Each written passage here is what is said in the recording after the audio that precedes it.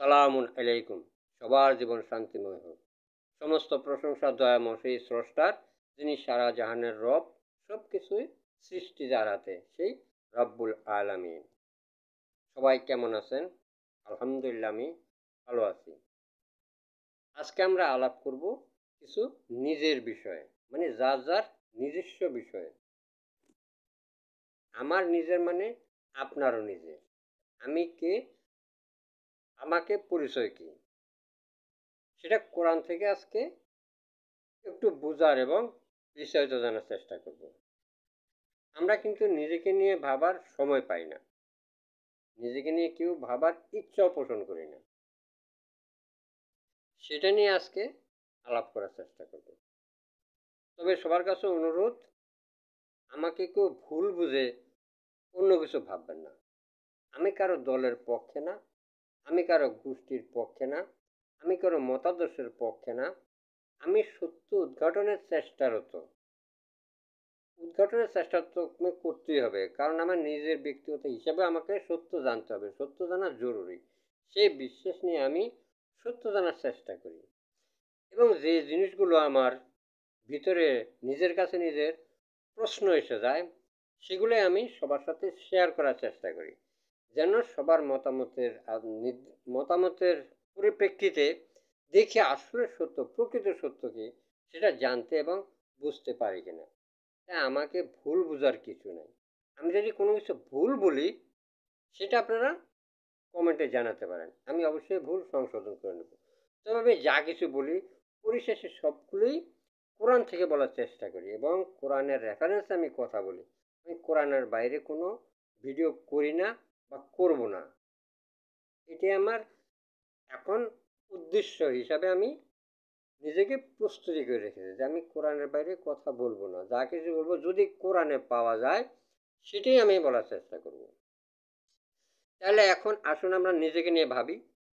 আমরা শুধু অন্যের দোষ খুঁজে বেড়াই, কিন্তু নিজের দোষ খুঁজি না। নিজেকে নিয়ে কেউ ভাবি না, অথচ আমাদের নিজেকে নিয়ে ভাবাটাই হলো আসল জরুরি। আমার নিজেকে চেনাটাই হলো প্রকৃত মানুষের প্রথম কাজ। যে আগে নিজেকে জানো, তারপর অন্যকে জানো। এখন আমরা নিজেরটা বাদ দিয়ে অন্যের দোষ খুঁজে বেড়াই। নিজের দোষ চোখে দেখি না। নিজের ভণ্ডামিগুলো আপনি যদি ধরতে পারেন, তাহলে অন্যের ভণ্ডামি দেখা সম্ভব। আমি যদি ভালো না হই, আমি আরেকজনের ভণ্ডামি কিভাবে চোখে পড়বে আমার? আমি যদি নিজেই ভণ্ড, তাহলে তার ভণ্ডামিগুলোই তো আমার কাছে ভালোই মনে হবে। সেগুলো ভণ্ডামি কেন মনে হবে? আমি যদি ভালো হই, তাহলে আরেকজনের খারাপ দিকটা আমাকে দেখা সম্ভব। যখন আমি ফলকর্মাকে জীবন আরামায়েশ করি, এখন আমি যদি ক্ষুধার্তের ভান করি, সেটা কিন্তু একজন প্রকৃত ক্ষুধার্ত ব্যক্তিকে বোঝানো যাবে না, কারণ প্রকৃত ক্ষুধার অবস্থা কি, সেটা সে আমার থেকে ভালো জানে। তাই প্রকৃত ক্ষুধার্তকে ক্ষুধার ভান করে বোঝানো যাবে না। যে নিজের কাছে সত্য, তাকে সত্য খুঁজতে হবে না, সত্যই আপনার কাছে ধরা দেবে। সত্য খোঁজা লাগবে না। এখন আমরা সত্য খুঁজতেছি, কারণ আমরা নিজের কাছে নিজে সত্য না, নিজের কাছে নিজে প্রকৃত মানুষ হিসেবে আমরা নিজেকে চিনতেছি না। এই জন্য আমরা সত্য খুঁজতেছি।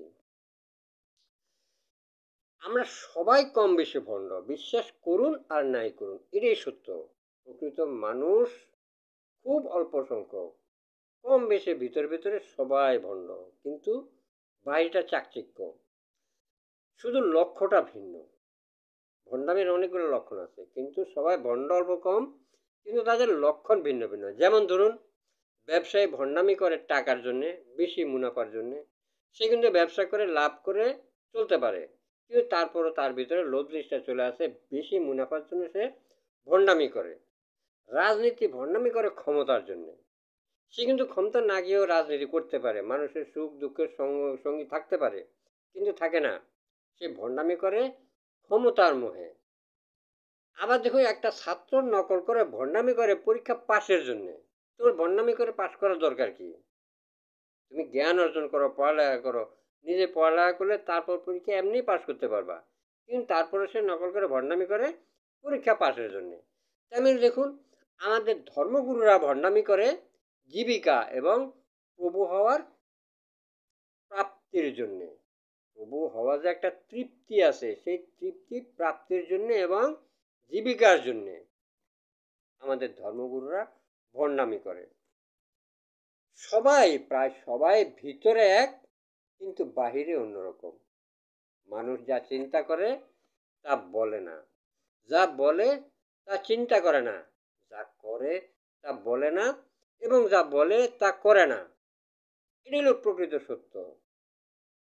আপনি নিজেকে নিজে ভাবুন না, রাত্রে যখন ঘুমান শোন, একটু ভাবুন না আসলে কি আমার কথাগুলো সত্য না মিথ্যা।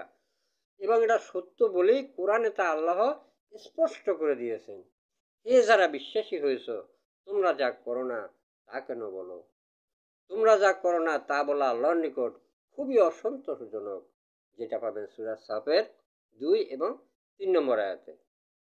তাহলে দেখুন, আমি যা তখন কথাগুলো বললাম, সেগুলো প্রকৃত সত্য কিন্তু কোরআন থেকে উদ্ঘাটিত হয়েছে। যে হ্যাঁ, আল্লাহ স্বীকার করেছেন যে মানুষ আসলেই মুখে যা বলে তা বাস্তবে করে না। মানুষের দুটি রূপ, একটি হলো স্বরূপ, আরেকটি হলো ভানরূপ। স্বরূপ উপলব্ধির জন্য আমাদেরকে ভণ্ডামি ছাড়তেই হবে, তাহলে আমরা নিজের স্বরূপটা দেখতে পাবো বা মানুষের কাছে প্রকাশ পাবো।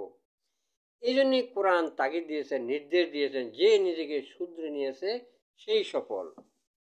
তাহলে আমাকে নিজের ভণ্ডামি দূর করে আমাকে শুধরে নিতে হবে। আমি যে অশুদ্ধ সেটা আল্লাহ স্বীকার করেছেন এবং আল্লাহ জানেন, তাহলে আমাকে শুধরে নিতে বলেছেন, তাহলে আমি সফল।